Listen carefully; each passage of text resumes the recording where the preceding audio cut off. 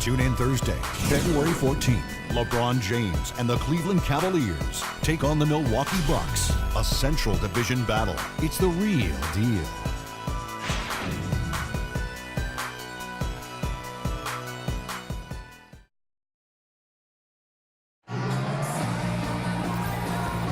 And now the second quarter just getting set to start. And what stands out to you from the Pistons so far in this one? And the difference to this point has been defense. This club has really gotten after it, and that's what's gotten them this lead. Well, there's nothing that's gone up that hasn't been contested so far.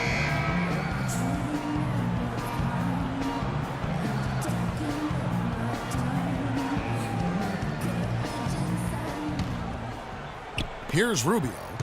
9-point game his last outing, so on the floor for Minnesota. Ricky Rubio is out there with Robert Covington. Then there's Ryan Anderson. Then there's Green. And it's Sanders in at the 5 down low.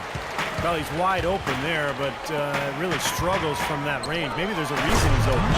Let's go to our sideline reporter, Doris Burke. Doris, what do you have?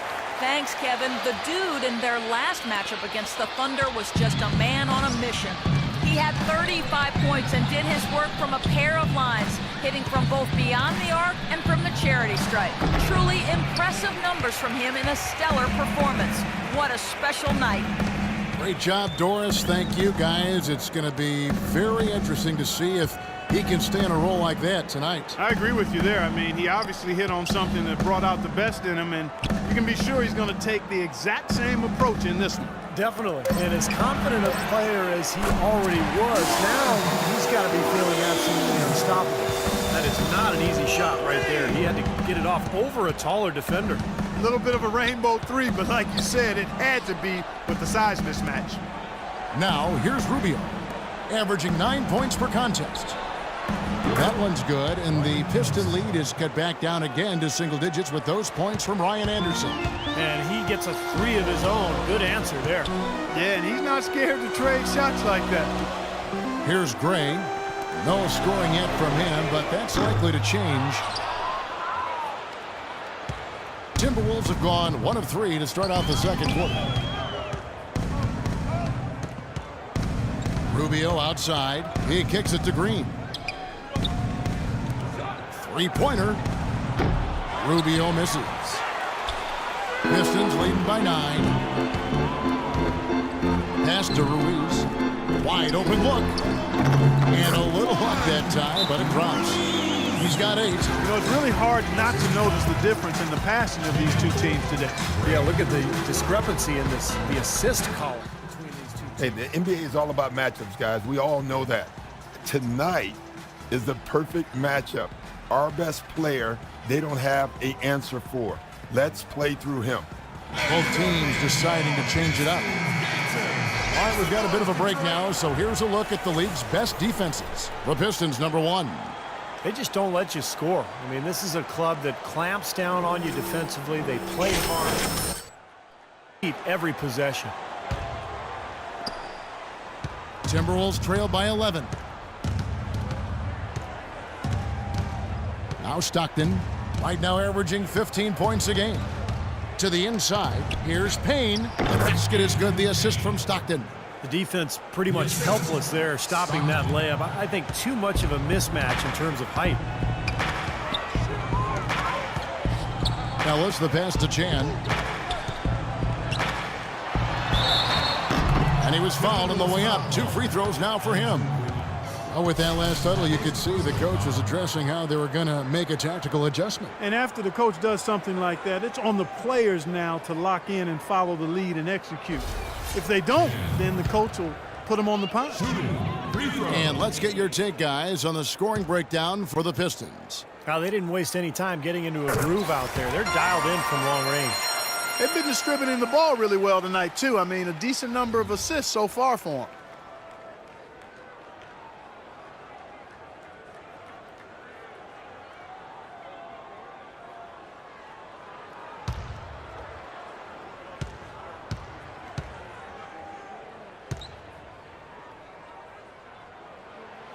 Both free throws good from Chan. Talk about a terrific game for the dude. He's got 10 points, and he's managed to get 4 of his points by way of the free throw line. And that may not be the first thing people notice about his performance, but those are important points nonetheless. Now here's Stockton, looking for his first basket still in this one. Well, he won't miss many of those, especially with the defender not in the best of positions there. Here's the do. Here's Valentine. It's good from long range. And the Pistons lead by 14. And that's another assist for a team that is putting on a clinic on how to share the ball. I just love the mentality they've had. If a shot isn't there, they're not forcing anything. They're moving it side to side and working to get a good shot. Now here's Goodwin. He had 10 points in the win against New Orleans. Clock at 6. Here's Wiggins, accurate with a jumper from the elbow. Wiggins has got his first points of the night. Well, he knew that with his height advantage over his man, it was really a good decision just to rise up and take the jump shot. Ellis, the pass to Chan. Drummond in the post. 8 points his last outing, and he gets the bucket. They've done a lot of good work with the ball, really moving both the ball and moving bodies, getting quality chances at the hoop. And they're not wasting chances when they get it. I mean, they're hitting their shots. Stockton kicks to Wiggins. Back to Stockton. Timberwolves passing it around. Goodwin dishes to Stockton. Baseline jumper, and he gets it to go. It's a Detroit Pistons timeout.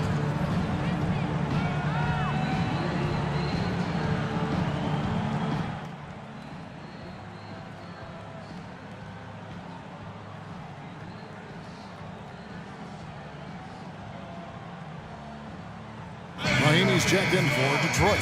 A moment here now to see how the numbers stack up for Ellis. He's putting up about 16 points a game, 4 assists, and 4 rebounds. Tell you what, he's been scary that run of games, just taking his usual brand of stellar offense and even building on it. And Steve, you know that's not easy to do considering the high level he already plays at on an everyday basis. To move the needle another notch higher is special. Looking at the Pistons, Kevin, let's see how they performed over the last month in the NBA League rankings. First in shooting percentage, first in fewest turnovers per game, and they're number 1 in opponent scoring. They don't allow teams to get into a rhythm offensively, and thus they're able to hold those points down. And the shooting is really what stands out to me. This is a team that does such a good job of finding open looks. They're unselfish.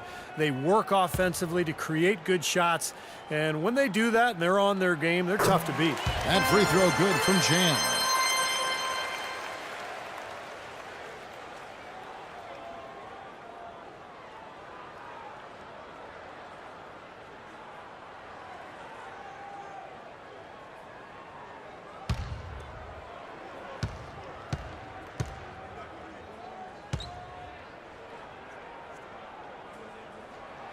So he gets them both. Timberwolves trail by 14. Stockton outside.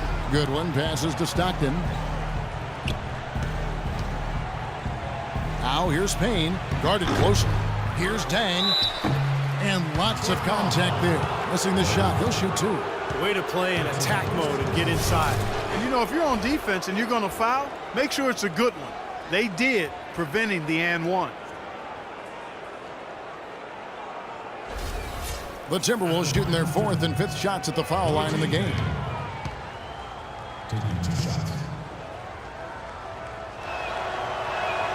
And he makes the first.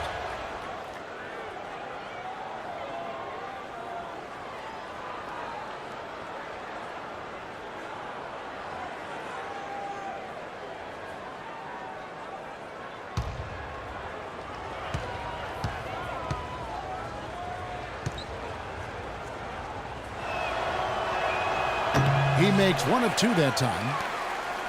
Pistons leading by 13. Out to the right wing. Here's Chan.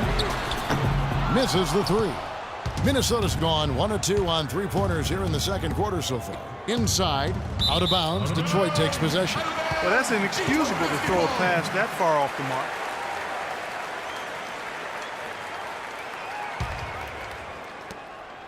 Detroit's gone 2 of 4 from three-point range so far in the second quarter. Back to Ellis. And he converts the layup. Ellis has got 9 points. They've done well at taking advantage of some late defensive rotations and getting the ball into the paint. Yeah, they've been the aggressors, Clark, and getting the ball inside into that lane area has been huge for them. Now here's Stockton. There's the pick. He dishes it to Jang. Clock at 6.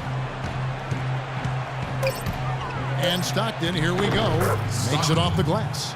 Stockton's got 4 this quarter. I'll tell you what, the defenders didn't even get a sniff of him on that move to the hoop. 8-second difference between the shot clock and the game clock. Here's Chan, and Detroit again with the bucket. You know, he's putting on an outstanding offensive display, and he may just be getting warmed up here. Stockton kicks to Payne. Back to Stockton. Dishes to Wiggins. And it's Payne in the corner. Stockton outside. Off target at the rim.